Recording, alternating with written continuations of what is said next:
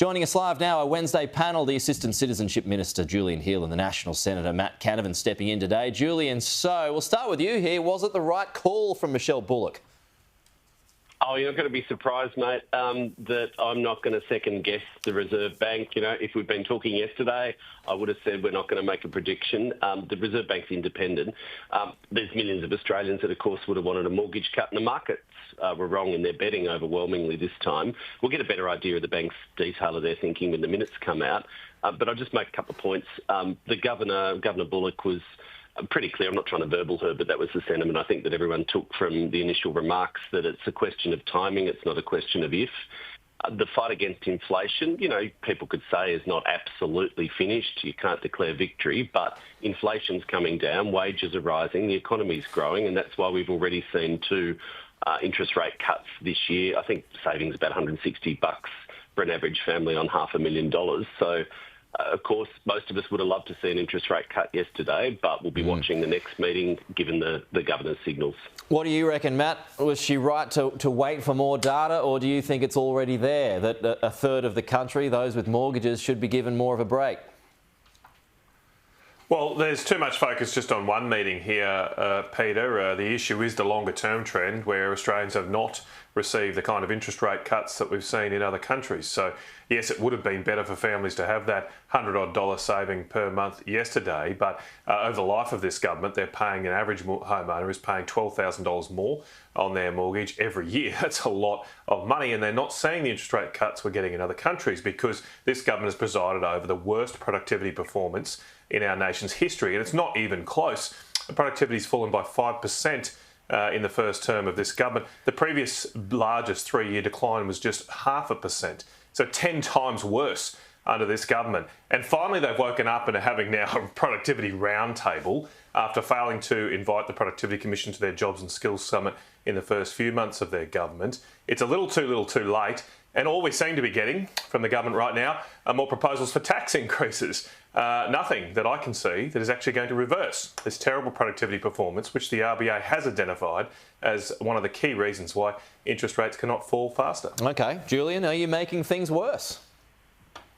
No, well, I think the focus last term, and I think Matt and most people, if they're honest, would agree with that, was getting inflation down. You know, cost of living pressures and getting inflation down was the primary economic focus of the government, given the mess we inherited. Deficits, debt, inflation was rising. Inflation was, peaked at 8% soon after the previous election, and it's now down within the Reserve Bank's target range. And the Treasurer has been clear that the central economic challenge this term is exactly what Matt said. It's productivity. But I don't think, if Matt says take a longer-term view, take a longer-term view. Productivity in this country has been flatlining or going back for a decade or more. That's the truth of it. And it's an economic challenge. It hasn't fallen like it has in the last few years. Just finish. I made the points about the Productivity Commission. Just wait, Matt. We inherited a total and utter mess. Just finish your point, Julian. Government. We inherited a total mess. We had deficits, we had debt out of control, we had interest rates and inflation way too high in terms of inflation. That's why the Reserve Bank acted. I'll make the final point. Interest rates are coming down. Inflation is now back within the target band. We've delivered two surpluses and close to a balanced budget this year.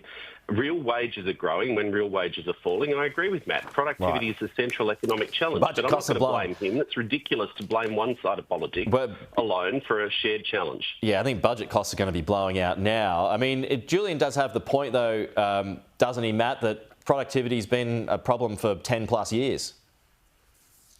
It just hasn't declined like this in the last 3 years, and so it was stagnant for about a decade, and now it's just fallen off a cliff. And look, I've been critical of my own side of politics on these things before too. I think we spent too much during the COVID years. I said that at the time on your show, Peter. I've been critical at my own side of politics adoption of too much intermittent, unreliable renewable energy. A big reason for our productivity fall is because we have now some of the highest electricity prices in the world. Energy is so important to an economy.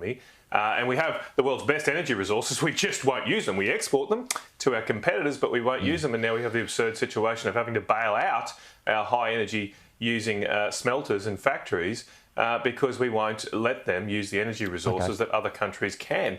So we've got to get serious here about this issue. I've been talking about this for years. I raised the issue of the Productivity Commission not being invited to the Jobs and Skills Summit 3 years ago.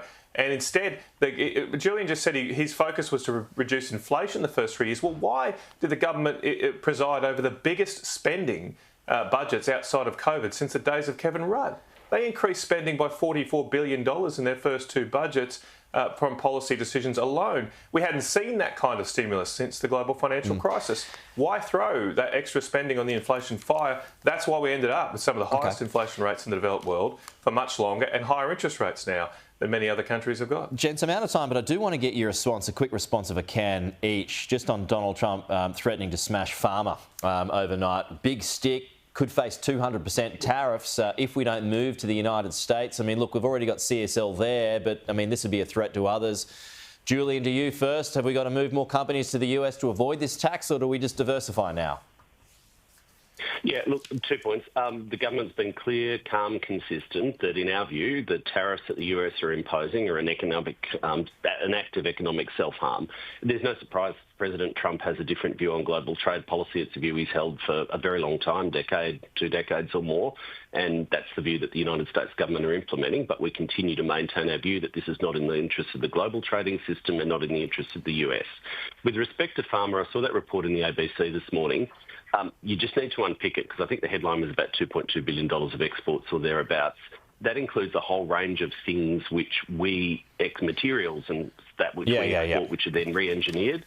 So we're talking about a hypothetical set of tariffs on a very complicated bucket of goods that would not be applied equally.